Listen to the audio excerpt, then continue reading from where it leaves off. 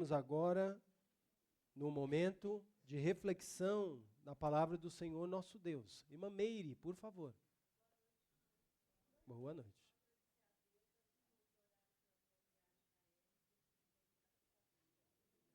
Amém.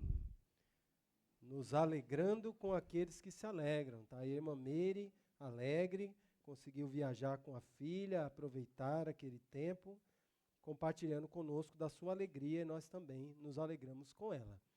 Irmãos, queremos refletir então juntos na palavra do Senhor. Já tem um tempo que a gente estudou juntos aqui. Eu também agradeço todos que oraram pelo nosso período de férias, da nossa família. Também correu tudo muito bem. Tivemos um tempo muito gostoso de nos conhecer melhor, né? Então, a gente está sempre aí nos conhecendo, aprendendo uns dos outros.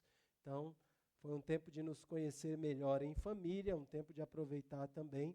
Então, agradecemos a todos. E por conta das férias, então, a nossa última pregação na carta de Pedro, na primeira epístola de Pedro, já tem aí algum tempo que a gente fez.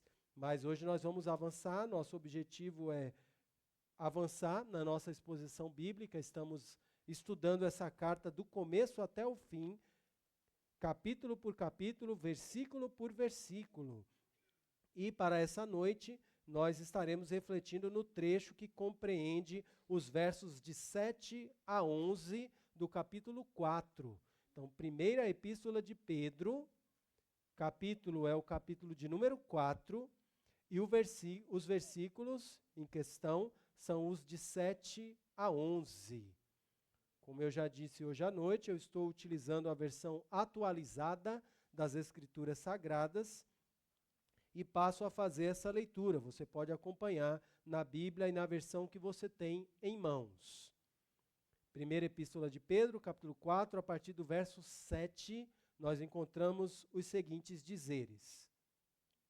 Ora, o fim de todas as coisas está próximo. Sede, portanto, criteriosos e sóbrios, a bem das vossas orações. Acima de tudo, porém, tende amor intenso uns para com os outros, porque o amor cobre multidão de pecados. Sede mutuamente hospitaleiros, sem murmuração. Servi uns aos outros, cada um conforme o dom que recebeu, como bons despenseiros da multiforme graça de Deus. Se alguém fala, fale de acordo com os oráculos de Deus. Se alguém serve, faça-o na força que Deus supre, para que, em todas as coisas, seja Deus glorificado por meio de Jesus Cristo, a quem pertence a glória e o domínio pelos séculos dos séculos. Amém. Amém. Irmãos, na nossa última pregação referente à epístola, a primeira epístola de Pedro, nós estudamos sobre os motivos pelos quais você deve deixar a sua vida de pecados para trás. Tá? Nenhum de nós tem a alegria de poder dizer: eu não tenho uma vida de pecados no meu histórico de vida. Todos temos. Tá?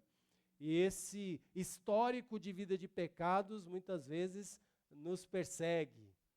Mas a exortação da palavra de Deus é para deixarmos essa vida de pecado para trás e vivemos a nova vida que Deus preparou para nós por meio de Cristo Jesus. Estudamos isso no domingo último que estudamos a Epístola de Pedro. Hoje, o texto que nós lemos será trabalhado numa outra temática. E o tema para essa pregação que eu dei é o seguinte: como ser uma bênção nas mãos de Deus. Como ser uma bênção nas mãos de Deus. Você que é um crente, você que crê em Jesus, você que sabe quem é Jesus e o que ele fez por você na cruz do Calvário, sabe que Jesus está vivo, sabe que deve viver para ele. Então, deve ser desejo do seu coração ser uma bênção nas mãos de Deus. E aí é triste pensar que talvez alguém possa fazer a seguinte consideração: pastor, mas todos os crentes não são uma bênção nas mãos de Deus? É triste pensar que a resposta para essa pergunta é um ecoado não. Infelizmente, não. Nem todos os crentes são bênçãos nas mãos de Deus. Todos deveriam ser? Certamente. Certamente. Mas nem todos são. Contudo, a palavra de Deus nos orienta, nos instrui, nos ensina.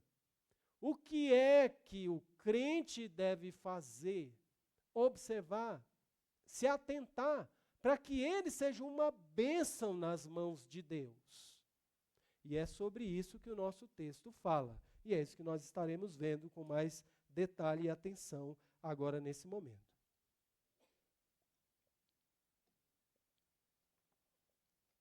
Então, acompanhe a nossa reflexão. Para ser uma bênção nas mãos de Deus, o que você deve observar aqui, então, para ser uma bênção nas mãos de Deus, tenha critérios bem definidos em sua vida e siga-os. Se você deseja ser uma bênção nas mãos de Deus, na sua vida cristã, na sua vida como crente, você precisa ter critérios bem definidos. E tendo esses critérios bem definidos, você deve seguir esses critérios, viver à luz deles. Perceba o que nos orienta o verso de número 7, que acabamos de ler. Eu vou lê-lo novamente. Ora, o fim de todas as coisas está próximo. Sede, portanto, criteriosos e sóbrios, a bem das vossas orações. Perceba que primeiro aparece a declaração, o fim de todas as coisas está próximo. Lembra que Pedro já vinha, desde o capítulo 1, trazendo diversas exortações para os crentes. Exortações para o crente de maneira geral, exortações específicas para a esposa, para o marido, para os que trabalham e lidam com o chefe, com colegas de trabalho, para os que têm que lidar com as autoridades. Pedro vem trazendo exortações sobre o sofrimento, sobre como ultrapassá-lo, enfrentá-lo de uma maneira agradável a Deus. Pedro vem dando uma série de exortações. Não há como ter certeza de que a motivação de Pedro de colocar aqui, de iniciar o verso 7 dessa maneira, ora, o fim de todas as coisas está próximo, seja uma exortação para consolo dos crentes. Depois de ter falado tantas coisas que Deus espera de nós, talvez Pedro falou, poxa, tanta coisa aqui, mas olha, você, irmão, você, irmã, você, jovem crente, é muita coisa, né? Os desafios para viver e agradar a Deus são vários. Mas lembra, o fim de todas as coisas está próximo. Não vai ser para sempre assim. Você não vai precisar desse esforço na luta contra os pecados eternamente. Não. Jesus tomou o nosso fardo em relação a isso. Enquanto estamos aqui, sim, todos os dias, olhou lá fora, o sol está nascendo, renove o seu compromisso com Deus, de luta contra os seus pecados, porque o compromisso dos pecados da sua carne e do Satanás e os seus demônios contra você estão renovados todos os dias. Então, renove o seu compromisso de lutar para agradar a Deus, para viver a vida que agrada ao Senhor. Mas lembre, está parecendo difícil, está parecendo que não dá mais, está sobrecarregando. Lembre, o fim de todas as coisas está próximo. e nós conhecemos o fim de todas as coisas. Deus nos revelou qual é o final da história. Quem é que vence no final? Quem é que sai por cima nessa guerra contra o pecado? Então, irmão, lembre disso. Talvez, não dá para afirmar, mas talvez foi por isso que Pedro colocou essa exortação aqui. Mas na exortação que ele dá sobre o fim de todas as coisas, está próximo, ele continua afirmando o seguinte: sede, portanto, criteriosos e sóbrios a bem das vossas orações. Criteriosos, então, tenha critérios para viver. Não deixe a vida passar e vá decidindo no momento que as coisas acontecem o que você vai fazer. Né? Poxa, aqui alguém se chateou comigo. E agora, o que eu vou fazer? Ah, tá dando uma vontade de, pá, como diz lá em Cabo Verde, dar uma bofatada, né? Bofatada nessa pessoa. Ah, então vou fazer. Pá. Poxa, depois você, eita, eu sou crente. Poxa, não era para ter feito isso. O coração pesa, é vergonhoso. A palavra de Deus fala da importância de você ir lá resolver isso com aquela pessoa. Então não adianta querer fugir depois. Não, Deus me perdoa. Pronto, então agora resolveu. Se você ofendeu alguém, se você foi lá e fez isso, você precisa ir lá com a coragem dada por Deus e resolver qualquer... Me perdoe. Eu estava com a cabeça nervosa, não é isso que Deus quer de mim, não é isso que eu quero para a minha vida, errei e vim aqui pedir o seu perdão. Tá? Então isso pode acontecer, deve acontecer, se acontecer, mas por que você agiu daquele jeito? Talvez porque você não estava preparado para enfrentar uma situação dessa.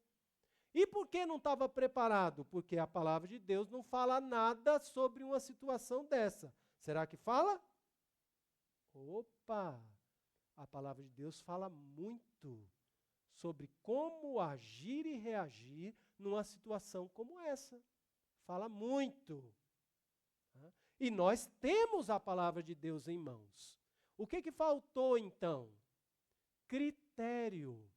Quando alguém me ofender, o que eu vou fazer? O que a palavra de Deus diz? Opa, agora eu sei. Quando o meu chefe estiver me maltratando no trabalho, como é que eu vou reagir? O que eu vou fazer? Opa, tem orientação na palavra de Deus, você não precisa esperar acontecer. Você deve conhecer a palavra de Deus, ter critérios para agir, saber com clareza que critérios são esses. Por exemplo, aqui Pedro já destacou vários deles. Vamos relembrar alguns? Veja no capítulo 1, na carta em que nós estamos. Carta de Pedro, capítulo 1. Repare nos versos 13 a 16 do capítulo 1. Por isso, cingindo o vosso entendimento, sede sóbrios e esperai inteiramente na graça que vos está sendo trazida na revelação de Jesus Cristo. Como filhos da obediência, não vos amoldeis às paixões que tinhais anteriormente na vossa ignorância. Pelo contrário, segundo é santo aquele que vos chamou, tornai-vos santos também vós mesmos em todo o vosso procedimento, porque está escrito: sede santos, porque eu sou santo. Ah, pastor, mas eu ando tão triste, eu ando tão desanimado, eu ando depressivo, eu ando com medo e atormentado pelas coisas dessa vida. Eu sei que são resultados dos meus pecados, mas o que eu vou fazer? Eu oro, mas não sinto que a minha oração vai para lugar nenhum. Não sinto que Deus está me ouvindo. Eu não tenho vontade de vir para a igreja. E quando alguém fala de Deus para mim, parece que entra aqui e sai ali. O que está acontecendo? O texto aqui nos instrui: sede santos, porque eu sou santo. Cuide do seu procedimento. Não abrace as paixões pecaminosas que você tinha antes de Deus. Mas se nós não tivermos esse critério, não tivermos isso como critério da vida, e for deixando, o pecado apareceu, é só um pecado. Isso aqui todo mundo faz. Isso aqui não tem problema não. Isso aqui eu já fiz antes, pedi perdão, Deus me perdoou, então se eu fizer de novo, depois é só pedir perdão de novo, e vida que segue, e é assim mesmo, fazer o quê? E vamos ficando fracos, e vamos nos afastando de Deus, e não desfrutamos da presença, da alegria, da motivação que o Espírito Santo gera e produz no coração do crente.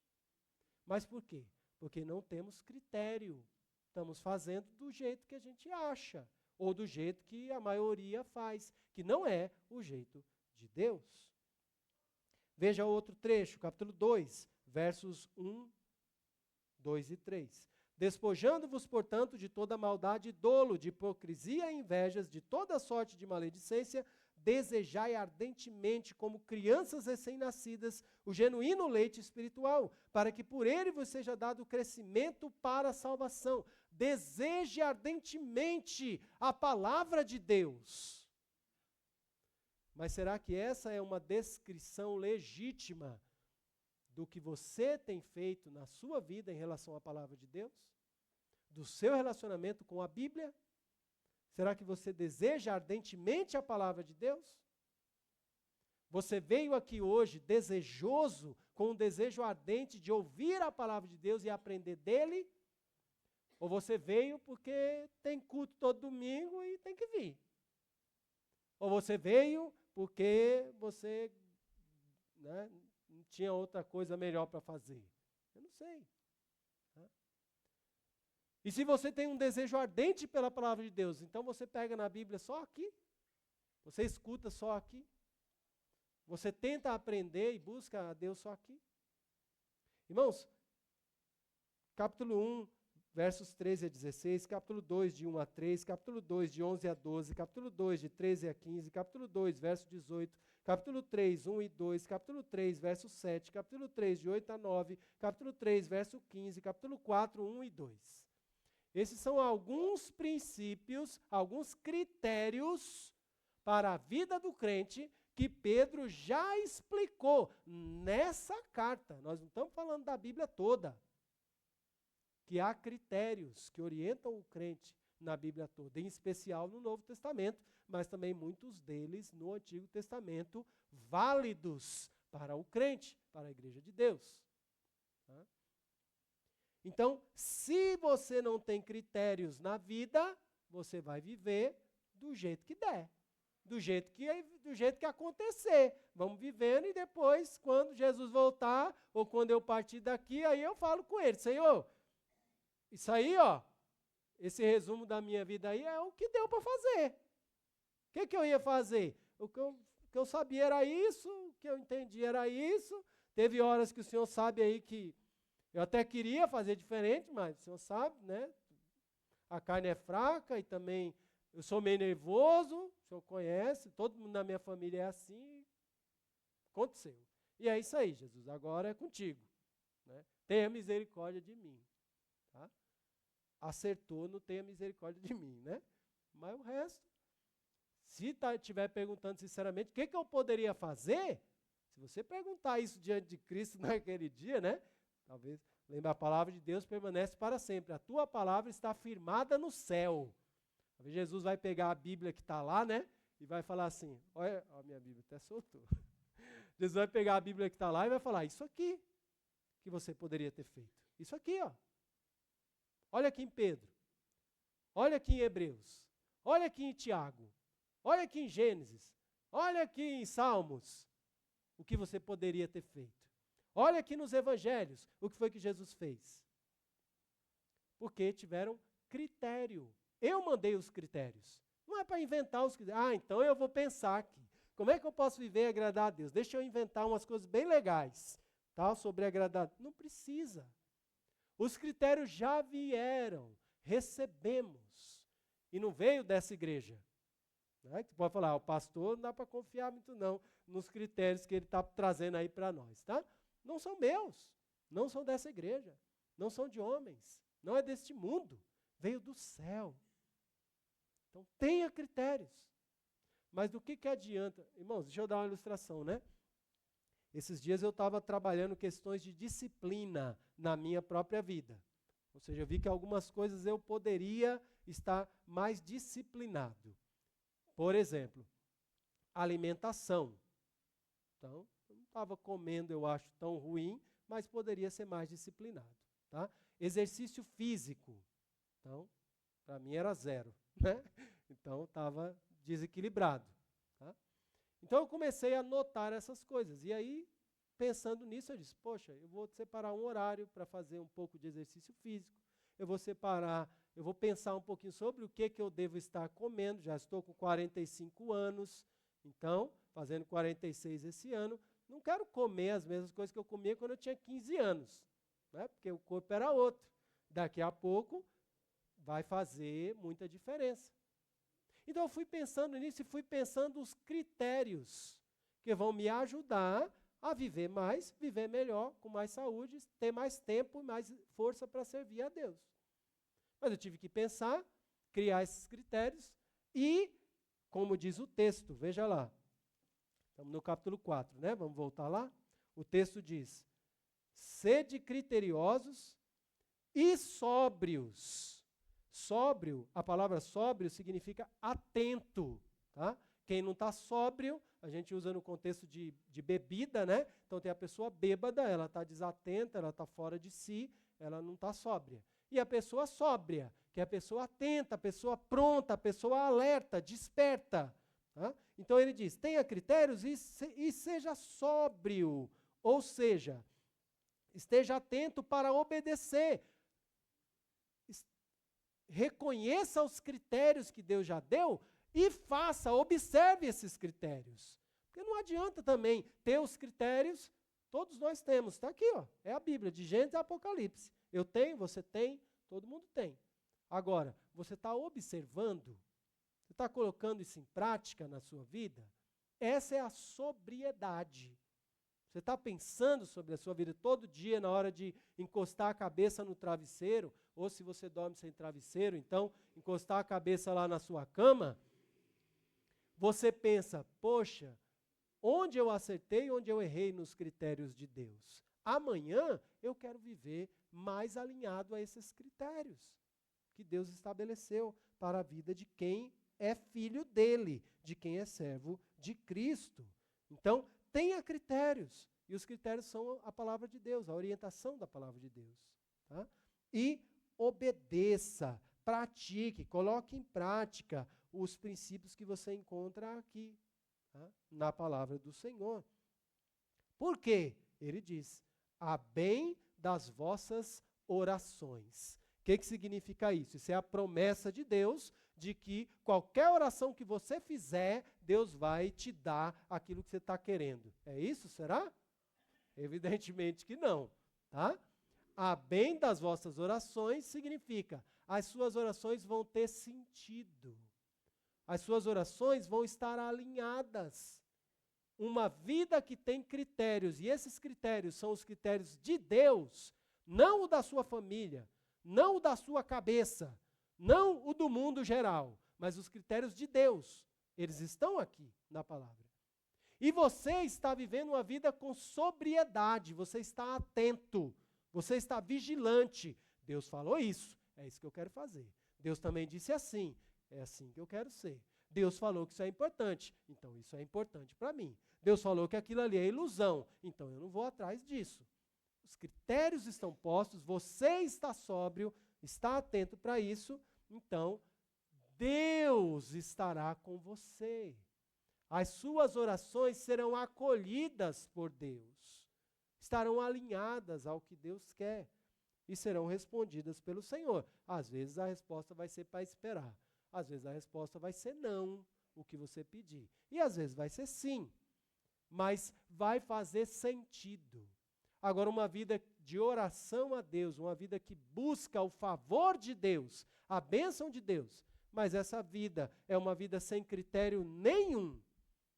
Do jeito que as coisas acontecem, acontece e seja o que Deus quiser. e ainda estamos ali orando e pedindo algo de Deus, na esperança que Ele vai ouvir e atender, Ele não atenderá, irmãos. Não faz sentido. Você está conduzindo a sua vida, não Deus. Então, se você está orando, por quê? Simples religiosidade. Tá? E a oração por pura religiosidade não traz nenhum benefício na vida da pessoa. Nossa oração deve ser buscando a Deus, porque Ele tem o controle da nossa vida. Os critérios dele estão sendo observados com atenção por nós. Então, tenha critérios bem definidos em sua vida e siga-os. Esses critérios são os da palavra de Deus. Se você quer ser uma bênção na mão de Deus, você precisa observar isso. Tá? Dar atenção ao que Deus, aos critérios que Deus nos deu e observá-los bem, segui-los bem. Irmãos, tem mais, né? Avançando para o próximo verso, os versos 8 e 9. Para ser uma bênção nas mãos de Deus, cubra com amor os pecados e as diferenças entre você e outros irmãos. Para ser uma bênção nas mãos de Deus, cubra com amor os pecados e as diferenças entre você e os seus irmãos em Cristo. Perceba o que nós encontramos aqui nos versos 8 e 9. Estamos no capítulo 4 da primeira epístola de Pedro. Diz assim: acima de tudo, porém, tende amor intenso uns para com os outros, porque o amor cobre multidão de pecados. Verso 9, sede mutuamente hospitaleiros, sem murmuração. Então, perceba que o verso 8 introduz da seguinte maneira: acima de tudo.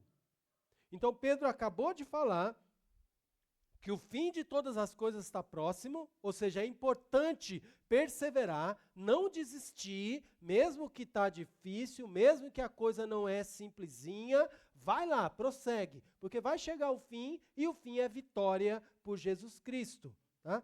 Tenha os critérios de Deus na sua vida e siga esses critérios, ele afirmou isso, mas aí ele diz, acima de tudo, porém, partícula adversativa, tá? Uma ideia contrária.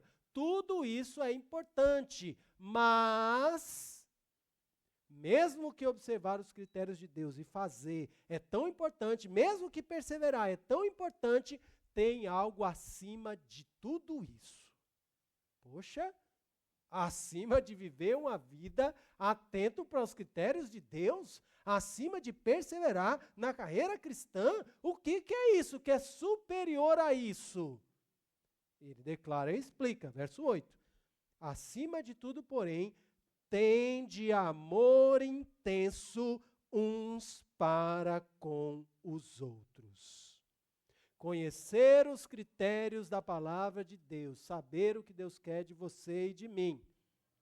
Obedecer esses critérios, procurar fazer o que Deus diz, estar atento a isso. Perseverar na vida cristã, não vou parar, não vou desistir, Jesus me ajuda, vamos lá, vou continuar, preciso de Ti, vamos seguir, Senhor. Nada disso faz sentido se não for com um amor intenso de uns para com os outros. Pedro está escrevendo aqui para crentes, então ele está falando de irmãos. Ah, pastor, mas todo crente é irmão em Cristo, então todo crente já se ama. Pronto, resolveu. Bora para a próxima página. Tá? Ai, quem me dera, né? Quizás a verdade fosse essa. Mas nem sempre isso acontece. Nem sempre é tão simples conviver com os irmãos em Cristo e amá-los, não só amá-los, mas amá-los intensamente. Amá-los com uma forte intenção.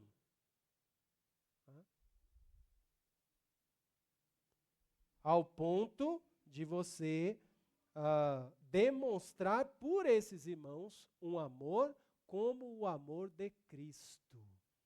Um amor sacrificial, um amor disposto a abrir mão, um amor disposto a se doar, um amor disposto a considerar. Então, irmãos, nem sempre é tão simples assim conviver com os outros irmãos em Cristo. Somos pessoas diferentes, temos ideias diferentes, temos gostos diferentes e todos nós somos pecadores. Quem aqui é um grande pecador? Levanta a mão, não precisa, né? Se você não ia levantar, não precisa. Tá? A palavra de Deus fala isso. Tá? O pastor dessa igreja, mais cedo ou mais tarde, vai pecar contra você. Eu estou falando de mim, né? Sou eu, presente. Tá? E você, mais cedo ou mais tarde, vai pecar contra mim.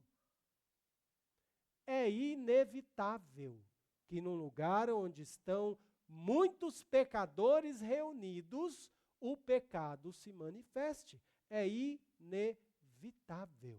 É uma questão de tempo, pode não ser hoje, mas talvez será amanhã. E se não for amanhã, talvez depois de amanhã. Tá? Qual é o pecado que o pastor Júnior está planejando fazer contra você? Olha, graças a Deus, o pastor Júnior está planejando fazer nenhum pecado contra você. Ainda assim, provavelmente, ou já pequei contra você, ou pecarei contra você em algum momento. Tá? Mesmo sem desejar, mesmo sem planejar. Faz parte porque a minha natureza pecaminosa ainda habita em mim, assim como a sua em você.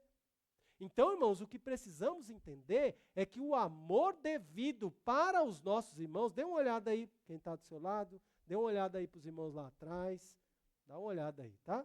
A gente está falando dessas pessoas aí, tá? Olhe para eles, tá? Todo mundo sorrindo, todo mundo, pessoas gostosas de amar, né? Tá? Dependendo do dia, sim. Né? Mas às vezes esse irmão não vai estar num dia bom. Às vezes esse irmão está tentando fazer aí uma dieta e ele não está comendo o que gostava e ele está de péssimo humor. E você foi lá falar com ele que aquilo que ele prometeu, ele esqueceu de fazer. Eita! Né? Aí aquele irmão, aquela irmã tão legalzinho de amar, você vai ver um lado dele que não é o lado que você sempre viu. Tá? Aí está o filho, a filha da irmã, o filho do pastor, fazendo uma coisa ali que você viu que não é para fazer isso. O pastor até apresentou o filho dele na igreja, aí o pastor apresentou pedindo a nossa ajuda, para a gente como igreja ajudar. Pastor, olha o seu filho aqui, ó, está fazendo isso, isso e isso. E aí o pastor naquele dia, poxa, falou do meu filho. Né? O pastor não tinha nem orado, nem lido a Bíblia, né? Naquele dia, tanta correria, tanta bagunça. E aí falaram isso e o pastor deu brecha e o inimigo aproveitou. E aí surge aquela que a Bíblia chama de raiz de amargura no coração. Você que falou do filho do pastor, aí é um boa noite meio diferente, né? Tem um boa noite também. É um boa noite meio diferente, né? E você talvez nem sabe mais por quê, porque você falou sem intenção. Mas sai um boa noite meio diferente. Irmãos, o que é isso? A realidade do pecado nos nossos corações. Eu tenho isso, você tem isso, infelizmente temos isso por conta da nossa rebelião contra Deus. Mas não precisamos viver nos mordendo. Não precisamos viver amargurados um contra o outro. Muito pelo contrário. A palavra de Deus diz que devemos ter amor intenso de uns para com os outros. Perceba que é uma relação recíproca, mútua. Eu tenho para você e você tem para mim. Eu tenho por você e você tem por mim. Amor intenso. De onde vem esse bendito desse amor intenso para eu ter por você? Ó, de Cristo, não é meu. Ah, até queria amar, mas aquele irmão lá, dá não. Sinceramente, meu amor esgota antes de chegar naquele irmão lá. Tá? É lógico, o meu também esgota. Talvez até com você. Né? Esgota. Mas o de Cristo, o amor de Deus, não tem fim. Esse é o amor, aí é a fonte para você buscar. O seu esgotou, vai lá, reenche essa garrafa de amor lá na fonte que é Cristo. E venha pronto para amar o seu irmão e a sua irmã. Aquele que fez uma careta para você, aquele que talvez foi estacionar o carro dele e encostou no seu, né? E você até fala, não tem problema não, mas lá no fundo, você, né, se chateou, e por aí vai. Tá? O texto diz, tende amor intenso uns para com os outros. Por quê? Porque o amor cobre multidão de pecados, irmãos. Então, essa é a nossa realidade. Quem dera a gente pecasse uma vez só, contra cada irmão. Ufa, pequei contra o irmão Ariston, mas até falei com ele me perdoou, graças a Deus. O dele já foi. Agora eu estou tranquilo, que eu sei que nunca mais eu vou pecar contra o Ariston. Ah, se fosse assim, né, era bom. Mas podemos pecar muitas vezes uns contra os outros. E vai acabar acontecendo, especialmente se vamos viver juntos nesse mundo. Né? Se levar ainda mais 30 anos para Jesus voltar, você vai congregar em qual igreja? Se Deus permitir, você vai estar aqui, eu também. Tá? E a gente vai estar aí conversando, se relacionando e pecando um contra o outro. Tá? Por 30 anos, né? Pode ser mais, pode ser menos. Jesus pode voltar hoje, amém? Aí você esquece essa parte da pregação, resolveu. Tá? Aí não vai ter mais esse problema. Mas se ele não voltar hoje, os dias ainda que levar até ele voltar, temos que lidar com isso, irmãos. Precisamos ser sinceros. Tá? Ele fala, não, mas eu sou crente. Qualquer irmão fizer qualquer coisa contra mim, não tem nada. Né? Eu não vou nem perceber, vou nem lembrar. Tá? Percebemos, lembramos e muitas vezes guardamos no coração. Isso está errado. Tá? Guardar no coração, agir diferente com aquele irmão, nos afastar do irmão ou de Deus ou da igreja por conta disso. Tá? Não é o que Deus quer. O que Deus quer é que o nosso amor, que é o amor de Cristo que recebemos, cubra esses pecados. Não só pecados, mas também diferenças entre nós. Às vezes não é nenhum pecado, mas eu prefiro algo diferente do que você prefere. E não tem problema. Né? Poxa, o pastor podia, né, deixar o cabelo um pouquinho maior, cortou o cabelo assim, fica, né? Todo mundo viu que ele é meio careca, né? Mas para que raspar desse jeito? Podia deixar um pouquinho maior. Mas é a minha preferência deixar o cabelo assim. Né? Pode não ser a sua. É pecado isso? É pecado deixar o cabelo assim, raspadinho, né? O meu? É pecado ou não, irmãos? Não. É pecado se eu deixar ele um pouquinho maior? Não. Mas é preferência. Preferência, eu prefiro assim. Talvez você preferia de outro jeito. Mas sabia que o diabo pode usar uma coisa dessas para colocar você contra mim e eu contra você? Nem é um pecado. É só uma preferência. Tá? Mas quantas vezes, irmãos, nós deixamos coisas assim, coisas pequenas, e também pecados, irmãos. O próprio pecado, ele se torna pequeno. Tá? Pensa aí num pecado que alguém já fez contra você, que te entristeceu, um pecado que você chorou porque alguém fez contra você. Já aconteceu com você? Já aconteceu comigo, irmãos. Já. Lembra aí desse pecado? Irmãos, o que é esse pecado diante do tamanho da graça de Cristo? Esse pecado não é nada. Você talvez se sentiu injustiçado e você chorou, e você falou, como é que essa pessoa pôde fazer isso contra mim? Falou assim do meu filho. Irmãos, o que é esse pecado? Esse pecado é para ser coberto com amor. Os seus pecados contra Deus tornam você merecedor de coisa muito pior. E Deus te livra. Por que um pecado de um irmão contra você, o irmão às vezes não tem aquela sabedoria para falar, e aí fala de um jeito que não é o jeito da Bíblia. E aí te ofendeu. Mas você tem o amor, tem a graça de, acabamos de cantar, maravilhosa graça. Amor que não tem fim. E olha, sabe os pecados terríveis que você faz contra outros e contra Deus? Foi esses que Jesus morreu por ele. Jesus não falou, mas aí está demais também. Olha só, isso aqui. Não, aí não dá. Aí já é, esse aí não morro por esse não. Jesus fez isso, irmãos. Então precisamos fazer também.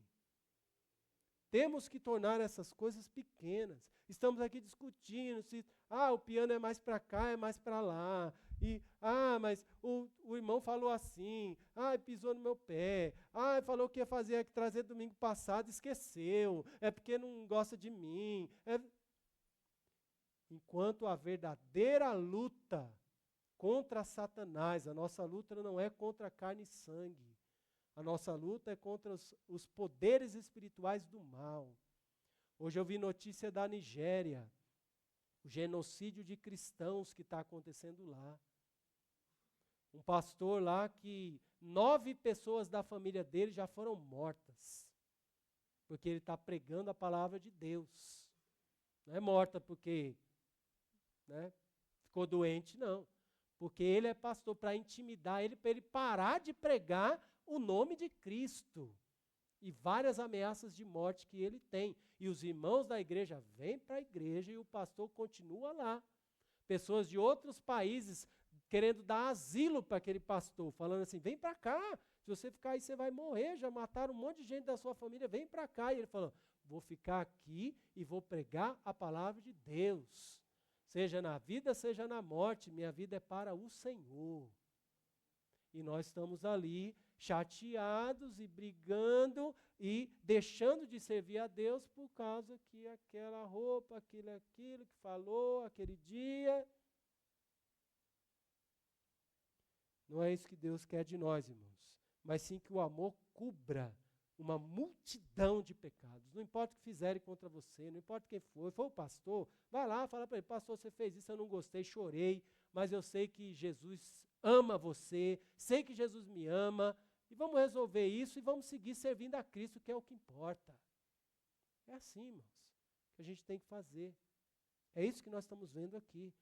Verso 9, sede mutuamente hospitaleiros, sem murmuração, hospitalidade, de hospital, de cuidado, de atenção, de receber de portas abertas. Então, esteja aberto para acolher o seu irmão, para receber ele.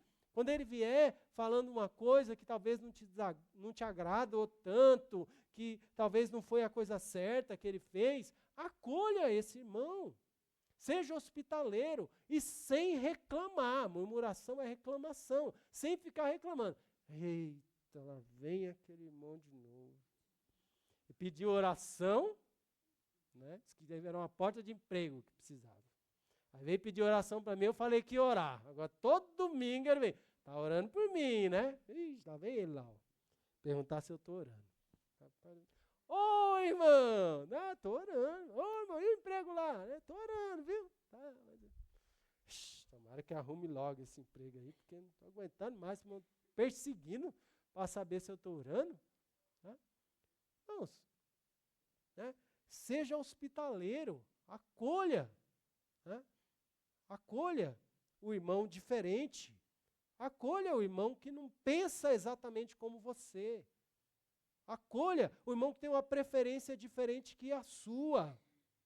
Você vai deixar de servir a Cristo ao lado daquele irmão porque a preferência dele é outra? Não faz sentido à luz do que Deus espera de nós, irmãos.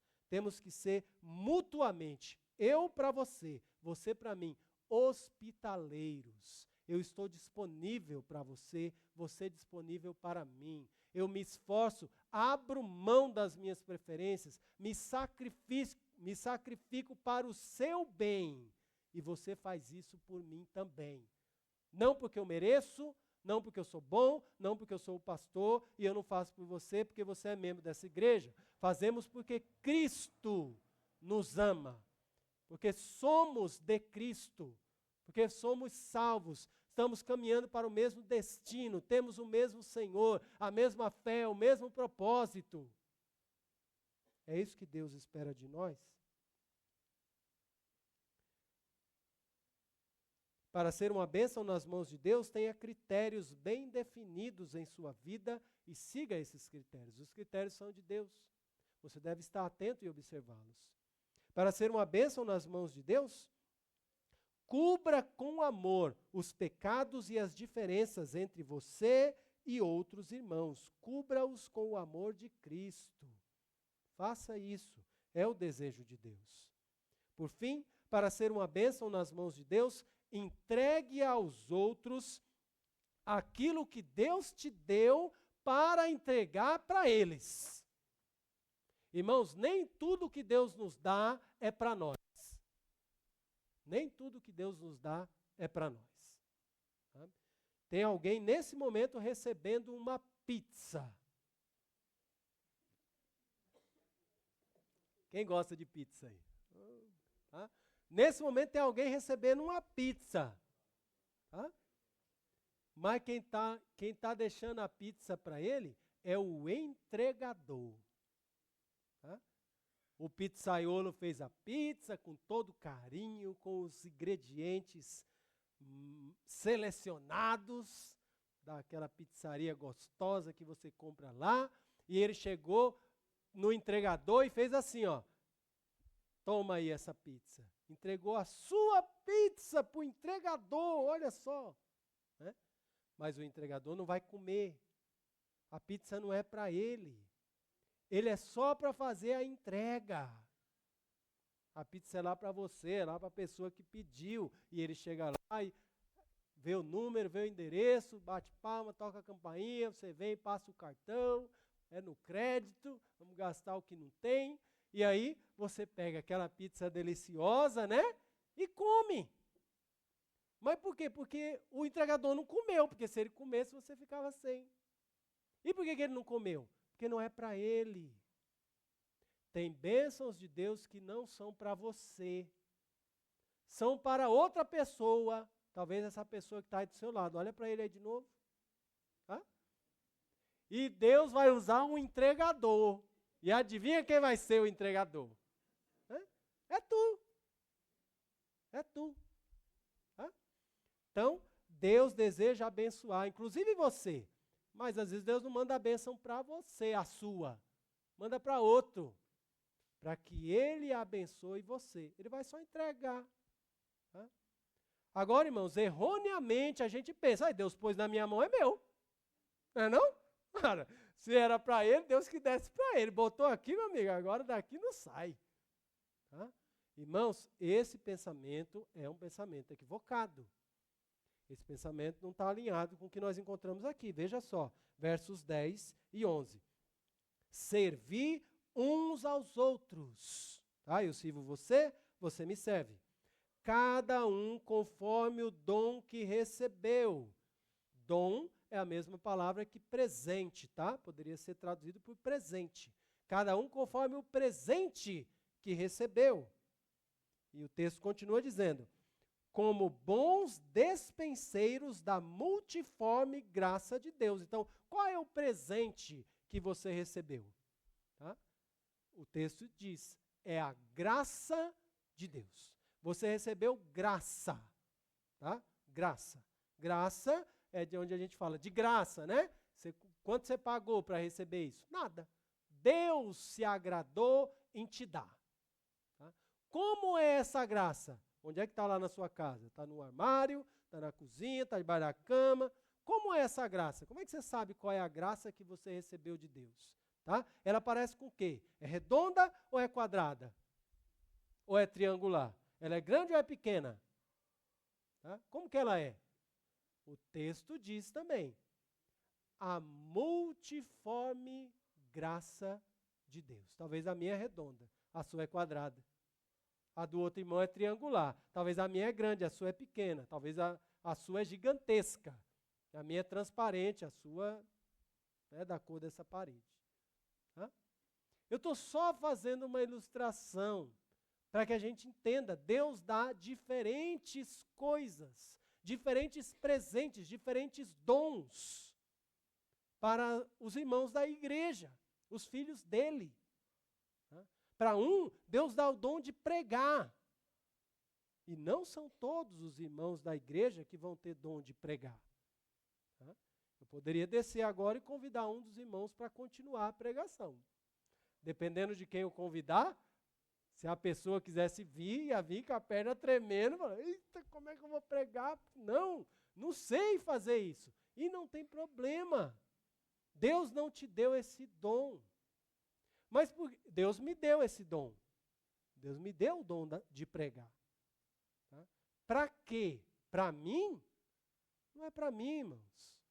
Deus me deu o dom de pregar para pregar também para mim, mas para vocês, para outros. Tá? Agora, Deus não me deu o dom de de pintar tecido. Né? Mas Deus deu esse dom para alguém aqui, né? Para alguns já. Eu sei aí que já tem alguns aí que estão com esse dom. Tá? Então, Deus nos dá habilidades, capacidades. Para quê, irmãos? Para a gente abençoar outros. E quando nós pegamos aquilo e falamos, Deus me deu o dom de pregar, então eu vou ler a Bíblia, eu vou entender o que Deus está falando e vou aproveitar para mim, ué. Afinal de contas, eu tenho Bíblia, eu estou entendendo, eu poderia explicar para os outros, mas eu vou ler, vou entender e vou aproveitar, vou viver, Deus vai se agradar de mim, porque eu estou lendo, eu estou entendendo e eu estou fazendo. O que mais que Deus quer? É isso aqui que Deus quer. Amém? Glória a Deus. Vou fazendo isso, espero Jesus voltar e pronto. Mas Deus não me deu isso para o meu benefício próprio. Deus me deu isso para ser uma bênção para os meus irmãos. Assim Deus fez com você também. Pastor, mas eu sou até mulher. Mulher não vai pregar aí, né? Que não tem pastora, de acordo com a Bíblia. Exato, não tem não. Na Bíblia fala de pastora, mas é pastora de ovelha, né? Quer cuidar de ovelha lá no campo, tudo bem, não tem problema, tá? Mas pastora de igreja, a Bíblia não tem isso. Tá? Uma das exigências do pastor é que seja marido de uma só mulher. Então, não tem como uma mulher ser marido de uma só mulher. Tá? Mas, se você é mulher, Deus não te deu o dom de pregação, nem de pastora, nem vai dar, porque isso nem existe, mas Deus te deu outro dom, talvez de aconselhar. Né? A pessoa está lá triste, você chega, dá um conselho e a coisa se resolve. Talvez de consolar. Talvez Deus te deu recurso financeiro mais do que deu para outros. Poxa, Deus é maravilhoso. Olha o tanto que Ele me deu. Toda vez que eu tiro lá o saldo da minha conta, eita, maravilha, que bênção. Mas é bênção para você ou é bênção para os outros? Por que Deus nos dá o que nos dá, irmãos? Por que temos o que temos? Por que somos o que somos? É Deus quem escolheu isso, é Deus quem nos deu para revelar a multiplicidade, as formas variadas da sua graça. Na vida de alguém aqui, a graça de Deus aparece como recursos financeiros. Na vida de outro, uma capacidade de pregar. Na vida de outro, a habilidade para tocar uns instrumentos musicais. Na vida de outro, a habilidade para cantar. Na vida de outro, uma disposição para servir, para pegar uma água, para limpar um banco desse que estiver sujo, que outro vai passar e não vai nem ver. E alguém vai ter essa habilidade que Deus deu. Para quê? Para que nos beneficiemos uns aos outros. Verso 11 resume aqui as nossas responsabilidades como crente. Né? Se alguém fala, fale de acordo com os oráculos de Deus. Se alguém serve, faça-o na força que Deus supre. Tem alguma coisa para falar? Reflete bem. Fala aquilo que é de Deus. Fala aquilo que está alinhado com os oráculos, ou seja, as revelações, a palavra de Deus, a Bíblia. Vai dar um conselho? Dá um conselho alinhado com a Bíblia. Tá? Vai chamar a atenção de alguém? Chama a atenção do jeito que a Bíblia diz que deve fazer. Tá? Vai orar? Fala as palavras que você encontra na Bíblia. É assim que a gente faz para acertar no que fala. E no que faz? Se alguém serve, faça-o na força que Deus supre. Né? Então você vai servir alguém, você vai fazer um chazinho para os irmãos aqui da igreja tomar, peça força a Deus, faça na força que Deus te dá, tá? Na habilidade que Deus te deu. Né? Vai ali ficar na porta, olhando lá, o irmão Lucas lá, né? Para de repente não entrar aí alguém e querer aqui assaltar a gente, sei lá o que pode acontecer. O irmão Lucas está lá, né? Não para entrar na frente, mas pelo menos para avisar, né? Gente, cuidado aí, né? É isso, irmão. E ele vai fazer isso como? Porque como ele é o irmão mais corajoso da igreja, a gente colocou ele lá. É isso? Né? Pode até ser, ele está fazendo sim. Mas não é. Talvez ele não tenha tanta coragem, eu não sei. Quem sabe é a irmã Vitória, né? Esposa dele. Mas, se ele não tivesse coragem, que eu sei que ele tem, ele poderia estar lá também. Como?